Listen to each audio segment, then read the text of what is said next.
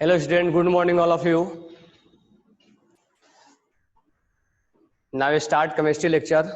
और last lecture में मैंने आपको आइसोटॉप्स के बारे में बताया था.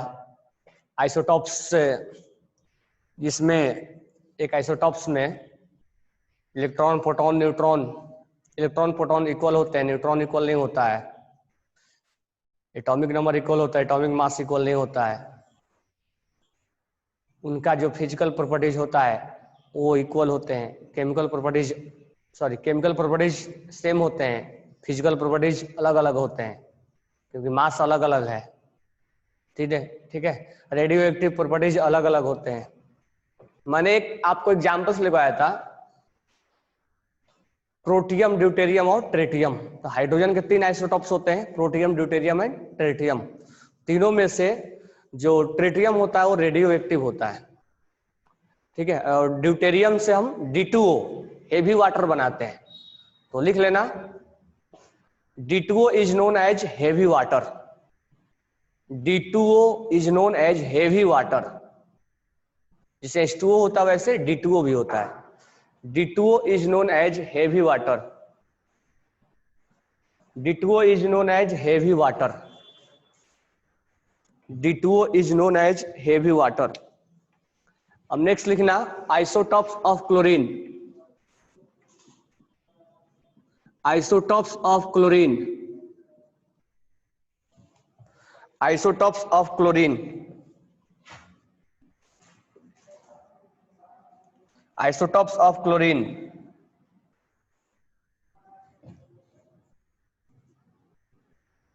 Isotopes of chlorine.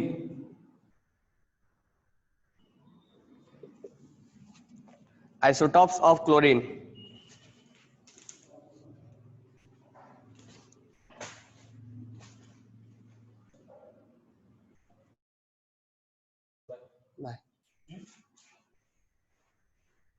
Isotopes of chlorine. Isotopes of carbon.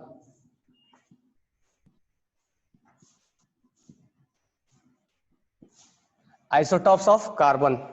Carbon के आइसोटॉप्स कौन कौन से हैं?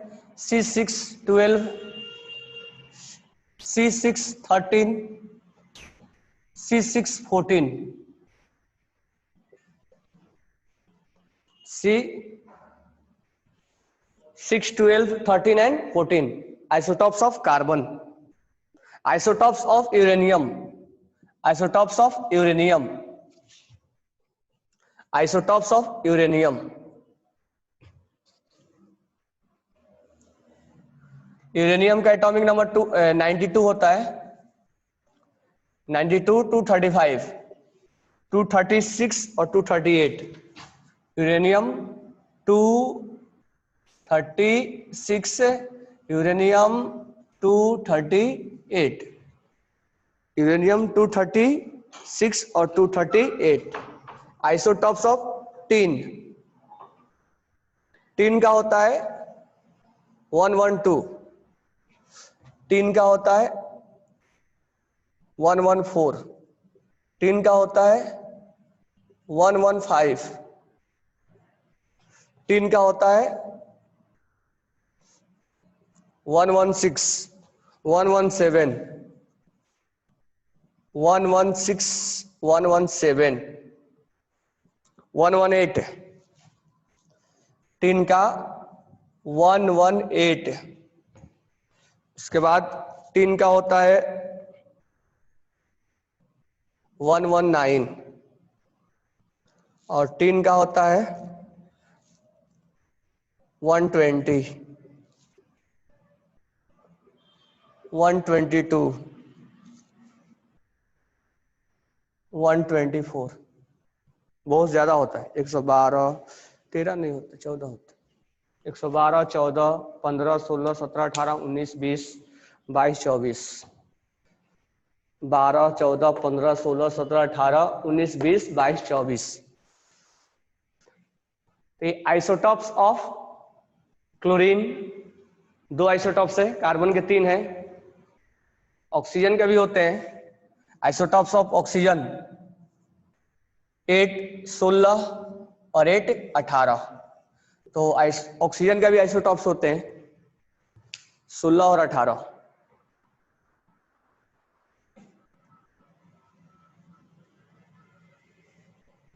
तो कल हमने लिखवाया था isotopes of hydrogen, isotopes of hydrogen, ठीक है, H111213, प्रोटियम, ड्यूटेरियम और ट्रिटियम। और हमने आज लिखवाया तुम्हें क्लोरीन का, कार्बन का, chlorine, carbon, uranium, tin, oxygen. तो बहुत ज्यादा यहाँ टीन का आइसोटॉप्स बहुत ज्यादा गिर रहा है। यूरेनियम के 3, uranium is also a radio active element, और उसके 3 आइसोटॉप्स होते हैं 235, 236, 238। Uranium has 3 isotopes, uranium has 3 isotopes 235, 236 and 238। और टीन का 112, 14 से लेके 20 तक। 112 30 नहीं होता है, 14, 15, 16, 17, 18, 19, 20, फिर 22 और 24। यानी आपको स्टार्ट करने हैं कितना, 12 से, 12, 13 छोड़ देना है, 14 से लेके 20 तक, फिर 20 के बाद 21 छोड़ देना है, और 22 और 23। मतलब आपको क्या क्या छोड़ देना है, 13 और 21 और 22 छोड़ देना है। 12 से लेके 24 तक में ये 3 छोड़ देना है, 13, 21, 22। 12 से लेके 24 तक में आपको 13, 21 और 22 का नाम नहीं लेना है। ऑक्सीजन का 16 है, 16 एंड 18। ऑक्सीजन का 16 एंड 18। राइट डन हो गया सबको।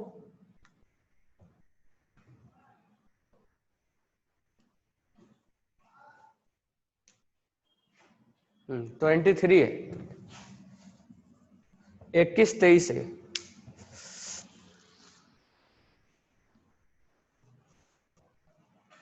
तेरह, 21, 23।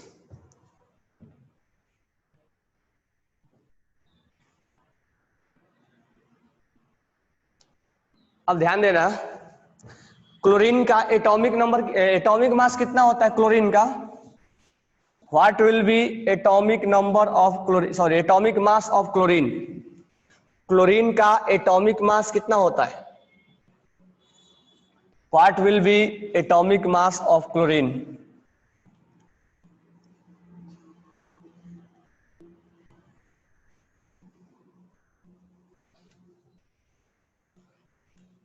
What will be atomic mass of chlorine? 35.5। बिल्कुल, प्रणोति पाटिल ने भेजा है 35.5। क्लोरीन का एक्चुअल में जो हम पढ़ते हैं पीरियोडिक टेबल में, उसका एटॉमिक मास 35.5 होता है। Atomic mass equal to 35.5। अब ध्यान देना यहाँ पे, कोई तुमसे पूछे कि एटॉमिक मास यहाँ फ्रैक्शन में क्यों आ गया? अगर हम बोले कैल्शियम का 40 होता है, या डेसिमल में क्यों आ गया? यहाँ डेसिमल में नहीं, यहाँ डेसिमल में क्यों आ गया? ऑक्सीजन का 16 होता है, यहाँ डेसिमल में नहीं, यहाँ डेसिमल में क्यों आ गया? बहुत जगह डेसिमल में होता है। तो डेसिमल में आने का रीजन क्या है? किसी एटम का डेसिमल में या फ्रैक्शन में आने का रीजन क्या है? एटॉमिक जो मास होता है वो डेसिमल में आने का उसका रीजन क्या है? तो लिख लेना, atomic mass of some atom, atomic mass of some atom, atomic mass of some atom, atomic mass of some atom are in fraction. Fraction बोले तो डेसिमल, आर इन फ्रैक्शन।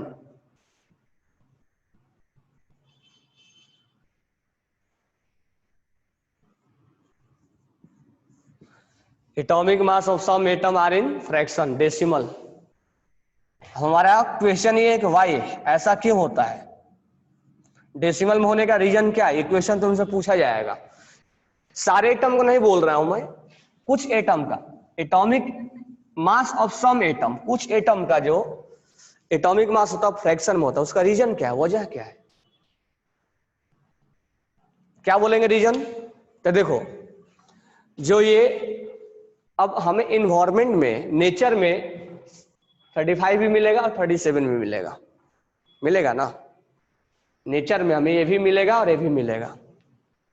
अब नेचर में इनका क्या निकाला जाता है, एवरेज वैल्यू, बराबर है क्या, इनका ये कितना परसेंटेज इसका नेचर में है, ये कितना परसेंट नेचर में है।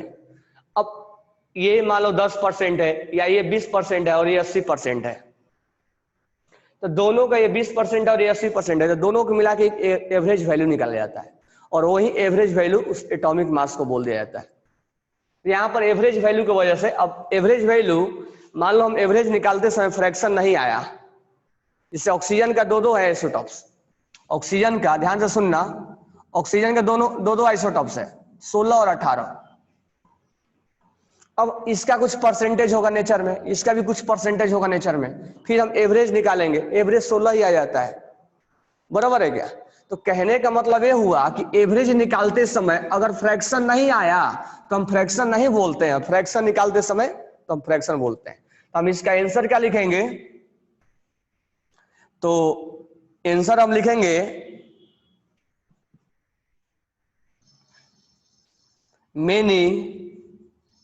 many atom has more than one isotopes। बहुत सारे एटम्स ऐसे होते हैं जिसके एक से ज्यादा आइसोटॉप्स होते हैं। And found in different percentage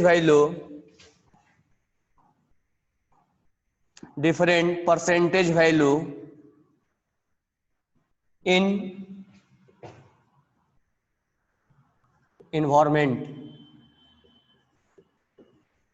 Many atoms has more than one isotopes and found in different percentage value in environment, and we found their average atomic mass,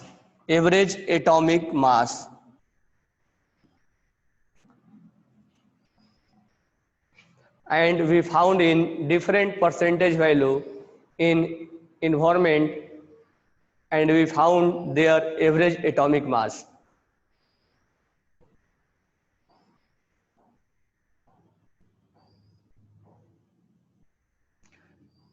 तो अलग अलग परसेंटेज होता है और हम उसका एवरेज मास निकालते हैं।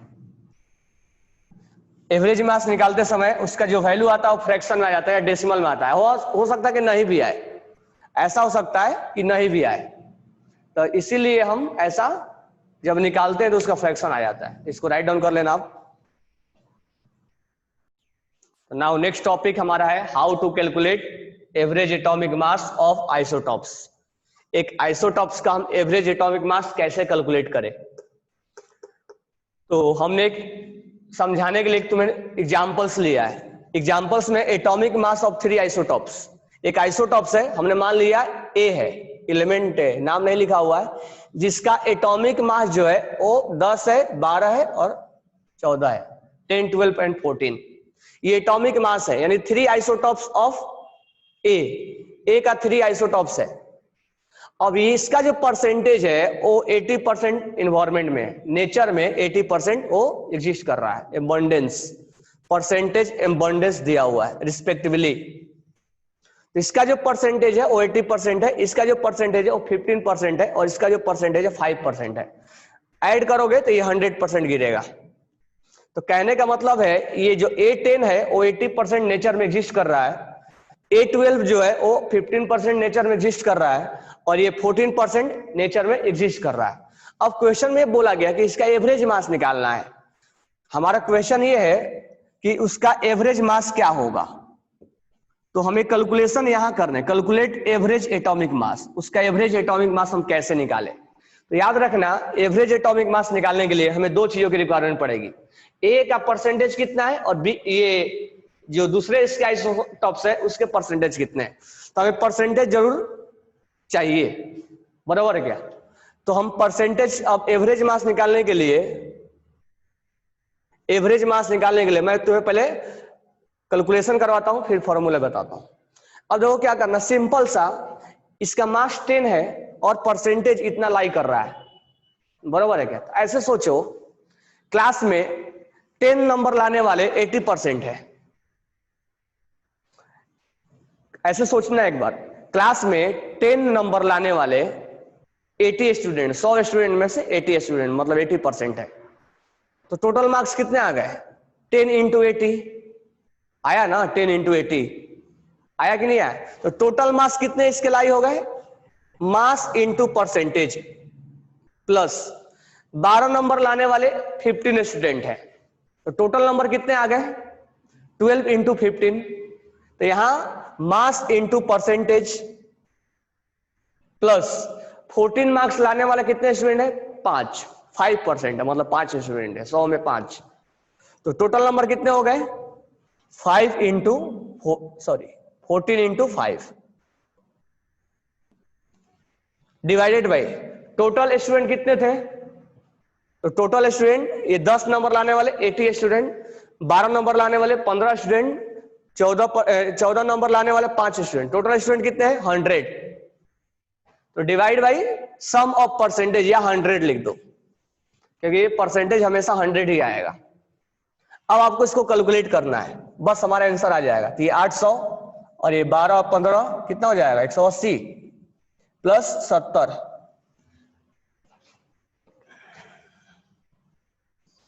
180 और ये हो जाएगा आपका 0, 7 से 14 15 और ये 8 1 9 1 10, 1050 अपॉन 100, ये हो गया 10.5 आया है आंसर, 10.4 आ रहा है इसका। तो थोड़ा सा गलती मिस्टेक किया है, 60 और 70 को 60 लिख दिया इसने, थोड़ा सा जो कैलकुलेशन किया है वो 70 नहीं है वो 60 है। हाँ बुक में कैलकुलेशन थोड़ा सा रॉन्ग किया है, वहां सर 60 लिख दिया, वहां सही कर लेना। तो ये हमारा आ गया 10.5। तो ये एवरेज जो मास है, एवरेज मास कितना आ गया 10.5। यही इसका एटॉमिक मास से हम जानेंगे। और देखो ये अगर हम कैलकुलेशन करते समय एवरेज अगर फ्रैक्शन में आ गया तो फ्रैक्शन आ जाता है, अगर फ्रैक्शन में नहीं आया तो फ्रैक्शन नहीं आएगा, ठीक है। तो निकालना बिल्कुल आसान है या नहीं है, कोई प्रॉब्लम इसमें। अब हम फॉर्मूला बना देते हैं, एवरेज मास का फॉर्मूला क्या होगा, उसका मास, आइसोटॉप्स का मास। तो अगर हम बात करें यहां पर, इसका मास को हम W1 मान लेते हैं या A1 मान लेते हैं, इसका मास हम A1 मान लेते हैं। तो ऐसा लिख देते हैं मास 1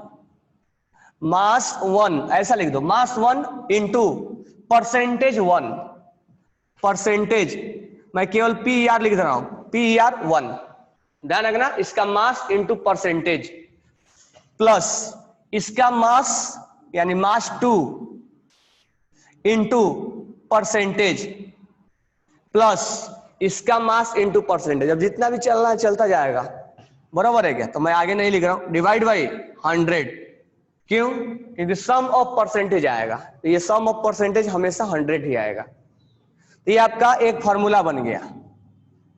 तो हमें नहीं लगता अब इसमें कोई डाउट होना चाहिए, क्लियर हो गया। अब देखो तुमसे क्वेश्चन में भुलवाएगा, कैसे भुलवाएगा, तो मैं अब दूसरा क्वेश्चन लेता हूं इस पे।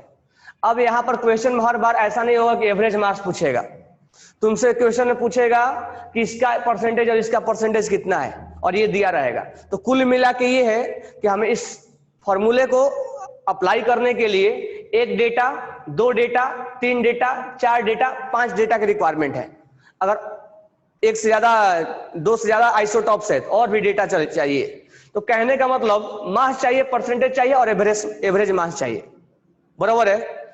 अगर पूछे कि परसेंटेज कितना कितना है और ये दे दिया, तो उसको भी मैं एक क्वेश्चन करके ले रहा हूं। तो इसको पहले राइट डाउन कर लो। अब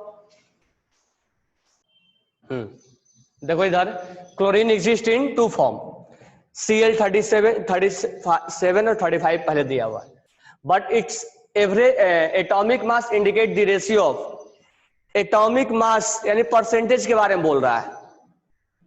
थोड़ा पूरा क्लियर लिखा नहीं है इसमें। तो क्लोरीन के 2 आइसोटॉप्स एग्जिस्ट होते हैं और एवरेज एटॉमिक मास दे रखा है। तो हमें क्वेश्चन में ढूंढना कि तुम एवरेज एटॉमिक मास दिया है क्या? हाँ दिया है। आइसोटॉप्स का मास दिया है क्या? हाँ दिया है। क्या परसेंटेज दिया है क्या? नहीं दिया है। वही हमें परसेंटेज निकालने।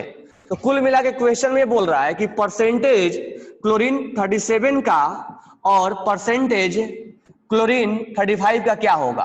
क्वेश्चन में ये पूछ रहा हमसे, हमें इसका जवाब चाहिए। दोनों का रेशियो क्या होगा।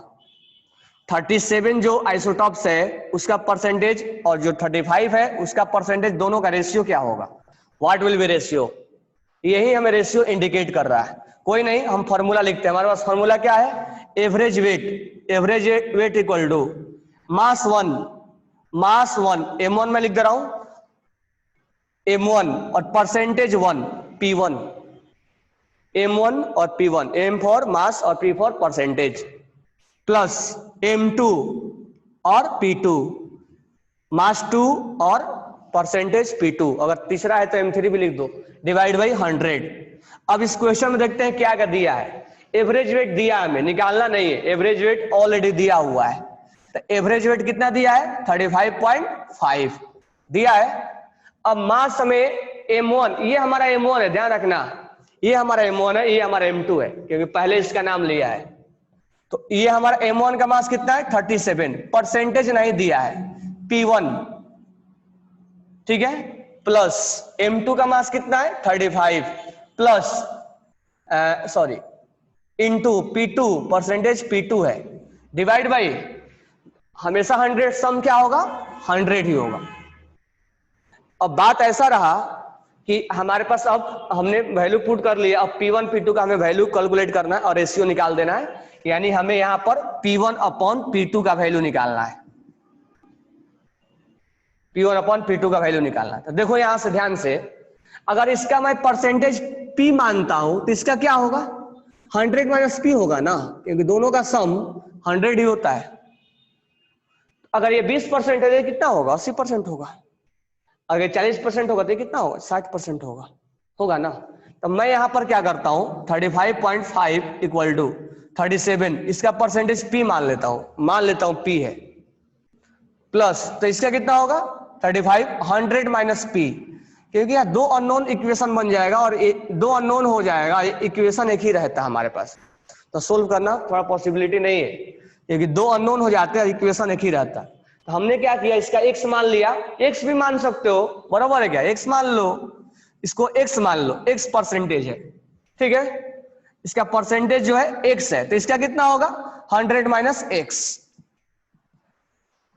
x मान लो, इसका परसेंटेज x है, तो इसका कितना हो जाएगा x minus 100 minus x divide by, दोनों का सम 100 ही आना वाला है। अब हम x का वैल्यू कैलकुलेट कर लेते हैं, तो यहां से क्रॉस मल्टीप्लाई कर दो, 35.5 इंटू 100 इक्वल टू, ये हो जाएगा 37x, प्लस ये मल्टीप्लाई कर दो 3500 माइनस 35x हो जाएगा। अब इसको मल्टीप्लाई करो आप, ये हो जाएगा 35,512, एक के बाद डेसिमल, और ये हो जाएगा 35 माइनस 37 माइनस 35 कितना हो जाएगा 2x, अब प्लस 3500, ये इधर आएगा तो कितना हो जाएगा 3550 माइनस 3500 इक्वल टू 2x, दिख रहा है ना नीचे, तो नीचे हो जाएगा 50 इक्वल टू 2x, x का वैल्यू क्या आ गया 25, यानी इसका परसेंटेज कितना निकला 25%। तो एक 25% है, एक क्या है, x का वैल्यू क्या है 25%। तो हम ऐसा करते हैं कि हम 37 को क्या माने थे, x माने थे, तो Cl37 को हमने x माना था, Cl37 को क्या माना था x% है, और Cl35 को हमने क्या माना था 100 माइनस x% है, यही माना था ना, इसको x माना था और इसको 100 माइनस x माना था, ये 35 वाला है। तो एक एक्स का वैल्यू क्या आ गया 25%, तो इसका वैल्यू क्या आ जाएगा 75% होगा ना, 100 माइनस 25 75%। तो कहने का मतलब एक्स का वैल्यू कितना है 25 और P2 का वैल्यू क्या है 75। रेशियो पूछा हमसे, तो रेशियो मतलब डिवाइड कर देंगे, तो ये 1/3, ये क्या हो जाएगा 1:3।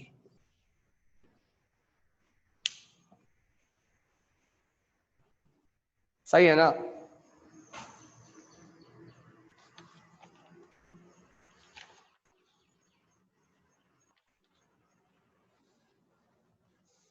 समझ में आया क्या?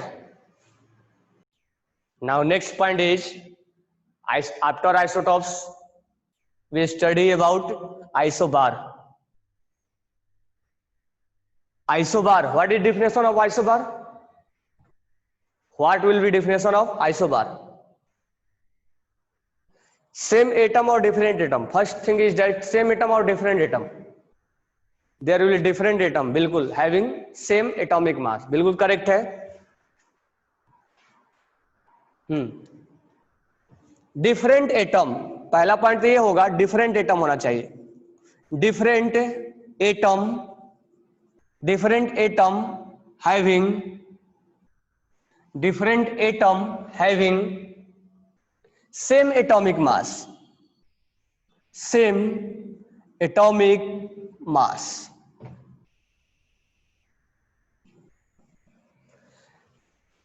Different atom having same atomic mass. देखो कभी भी एक एटम का एक ही एटॉमिक नंबर नहीं होता, हाँ दो अलग अलग एटम का मास जरूर मैच कर जाता है, लेकिन एटॉमिक नंबर कभी नहीं मैच करता। Atomic number is Aadhaar card number, unique number जो किसी से मैच ही नहीं करेगा। एटॉमिक नंबर जो होता है यूनिक नंबर होता है, वो किसी से मैच नहीं करेगा, मास मैच कर जाता है। ठीक है, तो एग्जांपल्स लिखते हैं। कार्बन C12 भी होता है और C14 भी होता है, आइसोटॉप्स होता है ना, कोई भी ले लो। C14 तो ये आइसोबार है। आर्गोन 18 और ये आपका हो जाता है 40, और पोटेशियम का भी होता है 40 और कैल्शियम का भी होता है 40। जेनॉन की अगर हम बात करें तो 130 और बेरियम का भी होता है 130, जबकि जेनॉन का मास होता है 54 और बेरियम का हो जाता है 56। ठीक है, तो आइसोटॉप्स बिल्कुल क्लियर दिख रहा है तुम्हें, मास क्या हो रहा है सेम हो रहा है। आर्गन का भी मास 40 होता है, पोटेशियम का भी मास 40 होता है और कैल्शियम का भी मास 40 होता है, लेकिन एटम क्या है डिफरेंट डिफरेंट है। तो different atom having same atomic mass, atomic mass same है इनका, ऐसे को हम बोलते हैं आइसो बार। चलो हम निकाल के एक देख लेते हैं। आर्गन पे लेते हैं, आर्गन 40 और एटॉमिक मास 18, पोटेशियम 19 40 और यहाँ कैल्शियम 40 और 20 और 40। अब इस पे चेक कर लेते हैं एटॉमिक नंबर। पहला हम लिखते हैं यहाँ पर, इधर लिख रहा हूं मैं एटॉमिक नंबर, थोड़ा सा इसको हटा दे रहा हूं। कैल्शियम 20 और 40, atomic number, atomic number, atomic number जो होगा यहाँ पे 18 हो जाएगा, 19 हो जाएगा और 20 हो जाएगा। 18 19 20 होगा ना। प्रोटॉन, प्रोटॉन और प्रोटॉन जो होगा यहाँ पे वो किसके बराबर होंगे, एटॉमिक नंबर के बराबर होगा, और हमेशा एटॉमिक नंबर के ही बराबर होता है। इलेक्ट्रॉन, यहाँ पर न्यूट्रल है तो इलेक्ट्रॉन का कोई, जितना प्रोटॉन होगा उतना ही क्या होगा इलेक्ट्रॉन होगा, बराबर है क्या, जितना इलेक्ट्रॉन होगा उतना ही प्रोटॉन होगा। 18 19 और 20 इलेक्ट्रॉन हो गए। अगर हम बात करें न्यूट्रॉन का, न्यूट्रॉन, तो न्यूट्रॉन का क्या होता है एटॉमिक मास, मतलब मास माइनस प्रोटॉन। तो मास कितना मैं डायरेक्ट लिख रहा हूं 40 माइनस 18 कितना हो जाएगा 22, और ये हो जाएगा 40 माइनस 19 ये हो जाएगा 21, और ये हो जाएगा 14 माइनस 20 ये हो जाएगा 20। तो कहने का मतलब न्यूट्रॉन अलग अलग है, तो इसमें क्या क्या डिफरेंट आ गया। चलो यहां तक हमने देखा, एग्जांपल्स लिख लिया आप, हमने यहां तक देखा, ये डेफिनेशन एग्जांपल्स लिखे।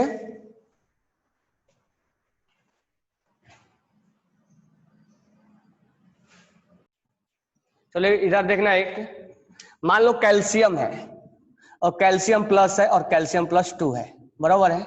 इनका एटॉमिक नंबर है, एटॉमिक नंबर जो होगा वो 20 होगा, 20 होगा, 20 होगा। एटॉमिक नंबर कभी चेंज नहीं होता है, चाहे वो केटायन हो चाहे वो एनायन हो। हम अगर प्रोटॉन के बारे में बात करें तो प्रोटॉन भी चेंज नहीं होते हैं, क्योंकि लॉस और गेन किसका होता है? इलेक्ट्रॉन का। इलेक्ट्रॉन यहाँ 20 होगा और 20 में से एक लूज कर दिया, 19 हो गया, और यहाँ पर 18 इलेक्ट्रॉन हो गया, बराबर क्या? तो एटॉमिक मास और प्रोटॉन पे कहीं इफेक्ट नहीं पड़ता है। केटायन में उसके इलेक्ट्रॉन्स पे इफेक्ट पड़ते हैं, लूज और गेन कौन होता है? इलेक्ट्रॉन होता है ना। केटायन में लूज इलेक्ट्रॉन होगा, प्रोटॉन लूज नहीं होता है, तो ये कभी भी इफेक्ट नहीं पड़ता है, बराबर है क्या? अब एक एनायन ले लो, ओ ले लो, ओ माइनस ले लो और ओ -2 ले लो, तो इसका जो इलेक्ट्रॉन हो एटॉमिक नंबर होगा, एटॉमिक नंबर जो होगा वो 8 होगा, 8 होगा, 8 होगा। Atomic number will never change. क्यों? क्योंकि एटॉमिक नंबर एक्चुअल में प्रोटॉन के बराबर होते हैं, इलेक्ट्रॉन्स के हम डिफाइन नहीं करते हैं। एटॉमिक नंबर प्रोटॉन के बराबर होता है। अच्छा, प्लस आना या जाना वो कौन आता है जाता है? इलेक्ट्रॉन्स का लॉस और गेन होता है। तो इलेक्ट्रॉन के लॉस और गेन से प्रोटॉन पे कोई इफेक्ट नहीं पड़ता है, क्योंकि प्रोटॉन कहाँ रहता है? न्यूक्लियस में। लॉस और गेन आउटर सेल से इलेक्ट्रॉन का होता है। तो जब केटायन में और न्यूट्रल एटम में जब हम कंपेयर करते हैं तो उसमें एटॉमिक नंबर में कोई इफेक्ट नहीं पड़ता है, तो एटॉमिक नंबर उतना ही रहता है। प्रोटॉन ही है जो एटॉमिक नंबर को डिफाइन करता है, तो प्रोटॉन तो कभी चेंज ही नहीं होगा, चाहे उसमें चाहे इसमें चाहे इसमें। इलेक्ट्रॉन जरूर चेंज हो जाएगा, 8, 9 और यहाँ 10, 8 इलेक्ट्रॉन, यहाँ एक गेन कर लिया 8 + 1 और यहाँ 2 गेन कर लिया 8 + 2 इलेक्ट्रॉन, 10 इलेक्ट्रॉन। तो इलेक्ट्रॉन जरूर चेंज हो जाते हैं केटायन और उसके न्यूट्रल एटम में, केटायन और एनायन में, बराबर है क्या? तो इलेक्ट्रॉन चेंज होते हैं, उसके एटॉमिक नंबर और प्रोटॉन कभी नहीं चेंज होता है। अच्छा, न्यूट्रॉन के बारे में अगर हम बात करें तो न्यूट्रॉन भी इनमें सेम रहेगा, इनमें न्यूट्रॉन सेम रहेगा। पूछो क्यों? एटॉमिक मास इनका इलेक्ट्रॉन का लॉस और गेन होने से, थोड़ा सा और ध्यान से सुनना, इसको मैं हटा रहा हूं, एक ही एग्जांपल समझा दे रहा हूं। मास किसको बोलते हैं? मास बोलते हैं न्यूक्लियॉन्स में जो रहता है, प्रोटॉन प्लस न्यूट्रॉन।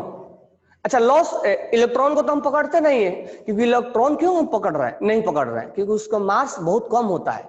ऐसा नहीं कि हमें बोल दिया है कि नहीं प्रोटॉन प्लस न्यूट्रॉन ही होता है, हमने इलेक्ट्रॉन्स का मास नहीं जानबूझ के नहीं कैलकुलेट किया है, क्योंकि उसका मास नेग्लेक्ट कर देते हैं, उनके कंपेयर में उसका मास बहुत कम होता है। कितने टाइम्स होता है वो बताएंगे आगे एटॉमिक स्ट्रक्चर में। तो इसीलिए हम इलेक्ट्रॉन का मास काउंट नहीं करते, उसको मेजरेबल नहीं होता है, वो उसके सामने वो नेग्लेक्ट कर देते हैं। अगर हमें एटॉम का मास चाहिए तो electron plus proton plus neutron होना चाहिए एक्चुअल में, लेकिन हम बार बार प्रोटॉन प्लस न्यूट्रॉन इसलिए बोलते हैं कि इलेक्ट्रॉन का मास हम नेग्लेक्ट कर देते हैं। तो लॉस और गेन होने से मास पे कोई इफेक्ट नहीं पड़ता, मास उतना ही रहेगा। अगर कैल्शियम का मास 40 है तो यहाँ 40 ही होगा, यहाँ 40 ही होगा, तो मास पे कोई इफेक्ट नहीं पड़ने वाला है। तो एटॉमिक नंबर पे कोई इफेक्ट नहीं पड़ा, मास पे कोई इफेक्ट नहीं पड़ा, प्रोटॉन पे कोई इफेक्ट नहीं पड़ा, इफेक्ट कहां पड़ा? इलेक्ट्रॉन पे। अब जब अगर हम न्यूट्रॉन के बारे में बात करें, न्यूट्रॉन, तो न्यूट्रॉन क्या होता है? मास। न्यूट्रॉन क्या होता है? मास में से एटॉमिक नंबर प्रोटॉन माइनस कर दो, तो 40 - 20, 40 - 20, 40 - 20, सब जगह क्या आ रहा है? इक्वल आ रहा है, यानी इस पे भी इफेक्ट नहीं पड़ रहा। तो इलेक्ट्रॉन को लॉस होने से न्यूट्रॉन पे क्या इफेक्ट पड़ेगा? न्यूट्रॉन पे क्यों इफेक्ट पड़ेगा? न्यूट्रॉन थोड़ा लॉस हुआ है। तो कहने का मतलब ये हुआ कि जब तुम्हें लॉस और गेन होगा तो केवल और केवल इफेक्ट इलेक्ट्रॉन्स पे पड़ता है, बाकी किसी पे इफेक्ट नहीं पड़ते हैं।